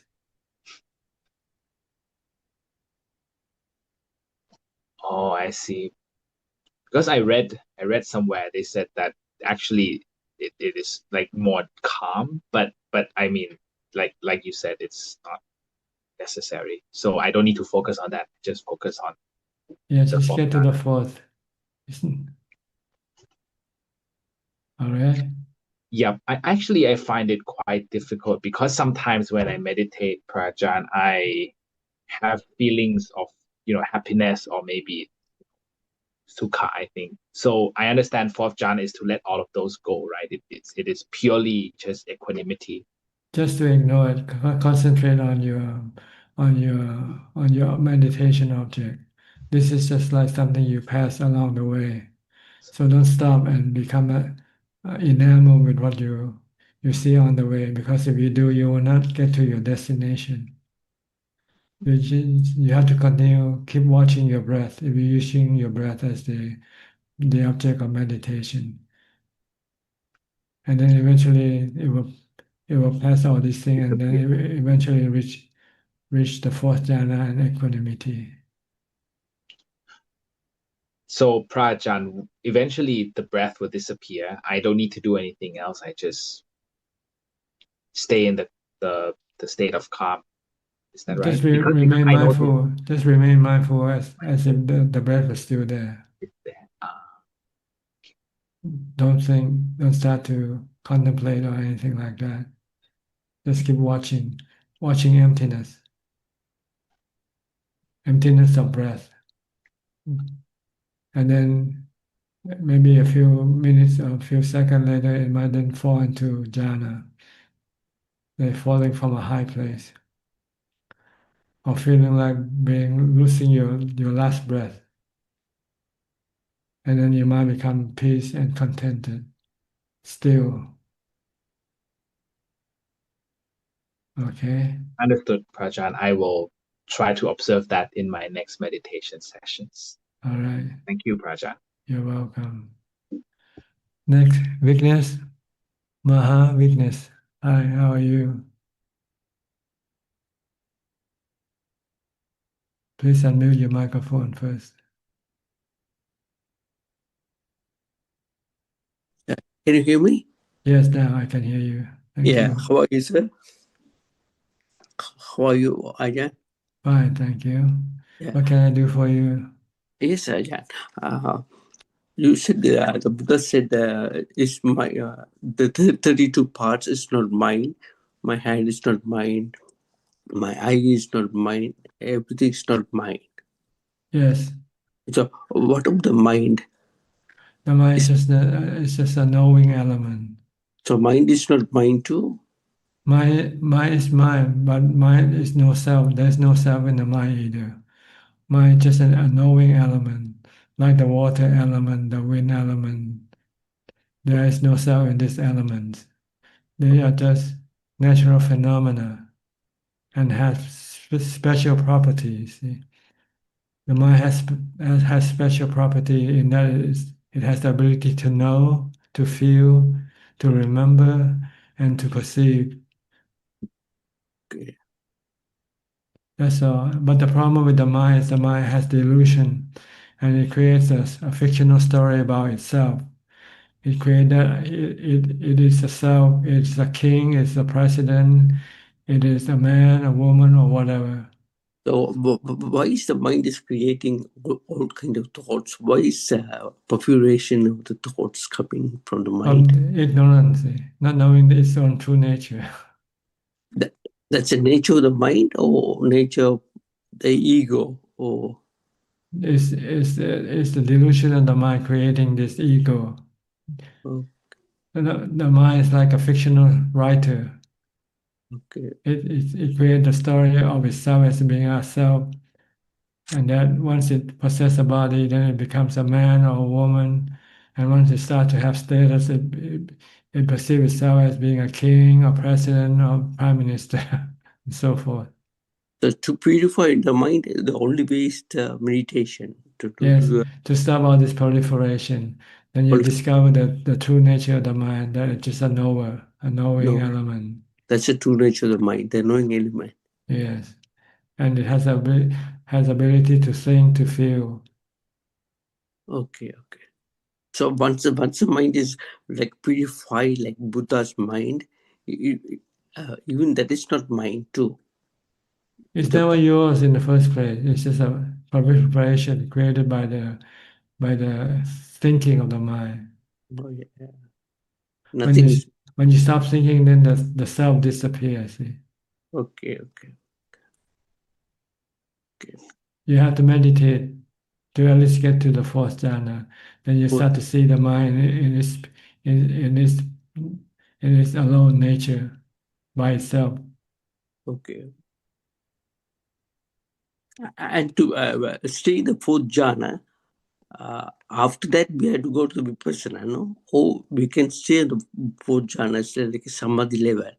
You want to practice that until you become very proficient with the fourth jhana, until you can have equanimity all the time, even after you come out of meditation.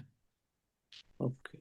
Then you will start to teach your mind the nature of your body. That's vipassana. Yeah, vipassana, the nature of your feelings and the nature of your mind. Okay. Your emotions. Okay, Ajahn. And another thing is, again, Angulimal, he did so many killing, murders, and offense. And how come is Buddha did some miracle to him? All of a sudden, he become nirvana stage. In the same birth, he got the nirvana arhat stage. How come is it possible after did so many murders and sin? Because he was delusional at first, to think that to achieve supremacy you have to kill people. See, yeah. And then the Buddha told him the truth that to achieve supremacy you have to kill your defilement instead. So he turned around from instead of killing other people, he came and turned around and killed his own defilement, kill his own greed, hate, and delusion. So he did in one birth. He did a whole thing purified by himself. I'm not sure whether it takes one word for him. It might take a few times, a few days for him to change the object of his killing to kill his defilement. See? Yeah. I don't think it mentioned in the text, so I'm not sure whether it's right away or not. I don't know. Yeah, but he got the arhat stage. He got the message that he's killing the wrong people. He should be killing his own defilement, not other people. If he wants to achieve supremacy. Oh yeah, but yeah, my question is, but he got the nirvana stage in that same birth, no? I don't know. I'm not sure. Same birth, yeah. But the Buddha did some miracle to him, or just only the teaching? Just tell him the right direction to go.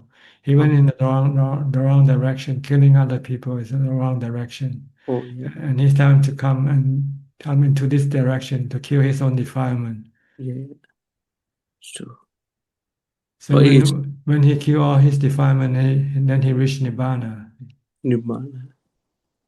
Yeah.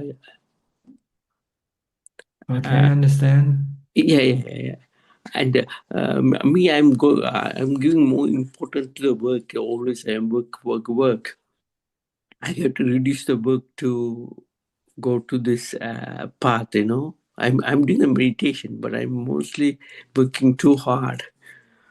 You have to reduce your work by reducing your expenses. Spend less money. When you spend less money, then you don't have to work as hard to make the money to pay for your expenses.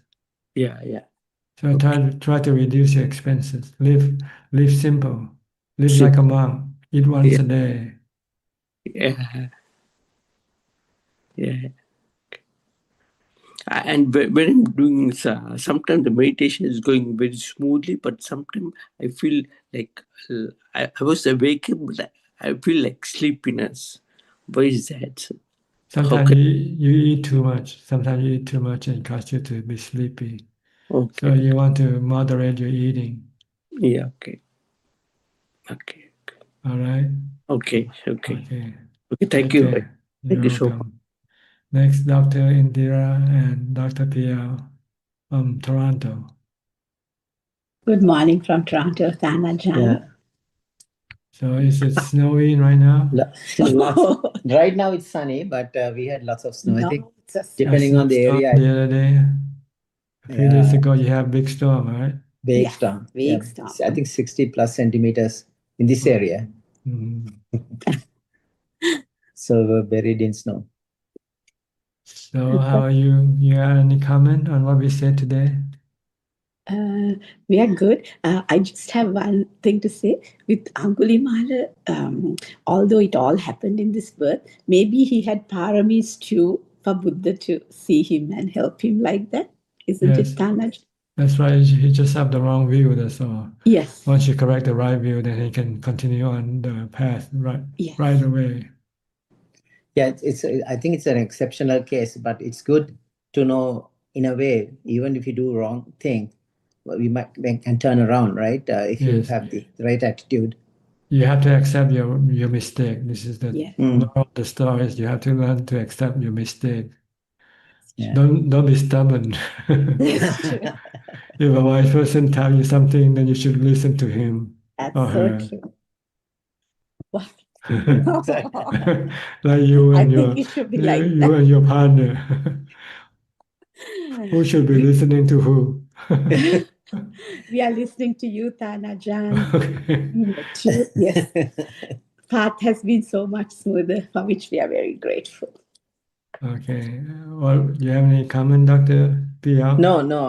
I think you touch on the shunyata. I was like always getting it depends on the context, right? Either your meditation, maybe the thoughts completely gone in maybe fourth jhana is sort of temporary shunyata, but or shunyata of the dwelling, meditative dwelling, this also called arupa jhana shunyata. So all depends on the context, right? But ultimate is emptiness is nibbana, is it?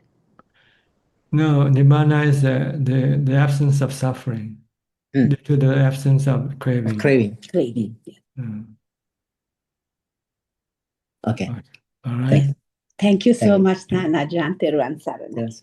Okay, next, Vancouver, Toronto, Canada, Sri and Czech. Greeting, Tanjan. Greetings, How are you? Any question? Any comment? Doing well, thank you. Thank you, Ajaan.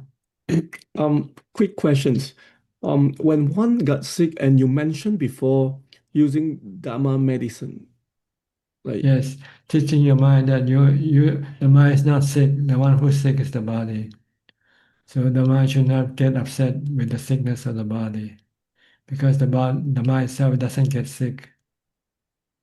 But the mind get upset and wants the body to get well. By wanting the body to get well, the mind is creating suffering for the mind, making the mind sick instead. Oh. So you teach the mind that the body is natural for the body to get sick, and it's nothing you can do anything about it once it gets sick. You just have to wait for it to get well.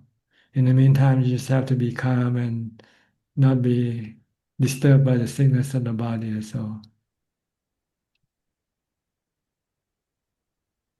This is a Dharma medicine. If you can do this, you might not need to go to see a doctor or take any medicine. You just wait for the body to cure itself. If it's the kind of sickness that will disappear by itself. But there are sometimes sickness that you have to fix by taking medicine or do something. Then you will have to do that also. But in the meantime, you can be calm and be patient and not get restless and agitated and wanting the body to get well right away, for instance. This can cause you to have suffering in your mind. Mm. Mhm. Okay. Yep. What about Yep. you? Jack, any question? One question. I am wondering, like, with Sotapanna, I think you were saying that like anger can drive us to bad existence, right? Like, can drive people like to hell or something, right? Yes, because you obey the precept. When you're angry at someone, you might kill that person, see? Oh, but if you don't kill the That person, doesn't take you to hell yet. no? Oh, No, I anger thought itself people are doesn't kill always. you. No, anger Oh, just causes you suffering in your mind. oh, But if but you break the precept, then you go to hell for that. You have to oh, hurt other people. I When guess you're I know. angry, you're just hurting yourself.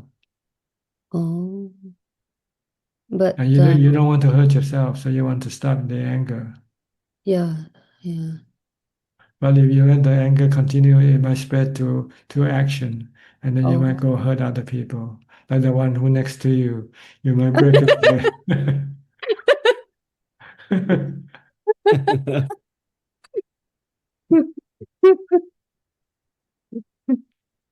Have you ever thought of doing that sometime?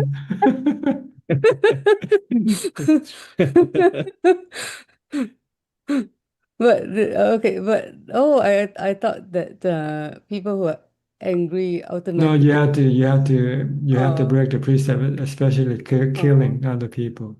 They will oh, send you to hell. When you're oh, angry at someone and you cannot stop your anger, and you want oh, to vent out your anger by hurting the person that make you angry. oh, oh. That's why Sotapanna can never go to hell because he or she will He'll stop never hurting break other the people. precept. Oh, He'll stop the anger instead of hurting the other people. oh, He knows the oh, cause. The cause is his anger, not and the way to get rid of his suffering is to stop the anger, not oh. killing other people. Not killing other people. Oh, oh. I guess I misunderstood. I thought that if you have anger inside, you're still able to go to hell, even with no action. That's why I was wondering, like, how come also Tapana has anger? You He have has to break anger, the but precept. Yeah, especially oh, killing. oh, mm. But what about people that angry and always scolding other people? Always use the speech to scold people. Do they go to hell or no? I'm not sure. Maybe go to a lesser hell than a deeper hell. There are many level of hell to go to.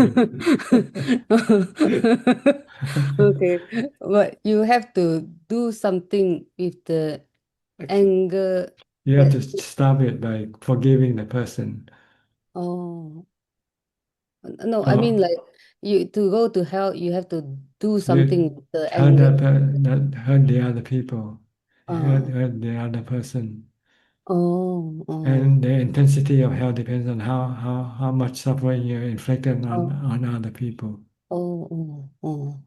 Oh yeah, yeah. Okay, that clears my doubt. Okay, thank you, Taja. Okay. Thank you. Thank you, Daniel. All right. I think that's all. I have to go to Kun Pon now for more question from Gmail, from ครับหลวงพ่อ Facebook. ครับ we have one question tonight from Karamandan. Venerable Ajahn, I'm curious how Buddhist teaching approach situation where many innocent people suffer or die due to war or political turmoil. How should we understand karma in such context? Karma is because of your birth. Once you're birth, you're subjected to death, regardless of whatever happened to this world. So the way to stop death is to stop birth. That's all. Once you are born, it doesn't matter what or how you die, right? You die. And the consequence of your death is the consequence of your birth. If you didn't have any birth, then you won't have any death. So stop birth instead of trying to stop war. War is not the real cause of death. The real cause of death is birth. And the cause of birth is craving. Stop craving. And the resource to stop the craving is mindfulness and wisdom, or meditation, vipassana, bhavana, and samatha bhavana. See, this is the root cause of everything, and the root way of getting rid of all the problem of the world is to practice vipassana, samatha bhavana, vipassana bhavana, jhana, and wisdom. Then you will be able to stop your craving. Once there are no craving, then there will be no birth. Once there is no birth, then there is no death. Simple, isn't it? Okay. That's All right. That's all about the time we have for tonight. Thank you for your company. I hope this meeting is useful for you and can help you advance in your practice. In the meantime, please stay safe, be mindful all the time, and keep on practicing. And if all goes well, I'll see you all at the same time next week. Thank you and goodbye. Sadhu, sadhu, sadhu. Thank you. Ajahn, thank you, Amy. Sadhu, Everyone. sadhu. Good Thank you, Amin. night. Good night, everyone. See you next Bye-bye. week. Bye-bye. Thank you, Amin. Thank you, everyone. Good night. Thank you, administrations. ขอบคุณค่ะ Knock, get well. ขอบคุณค่ะ บ๊ายบายครับ thank you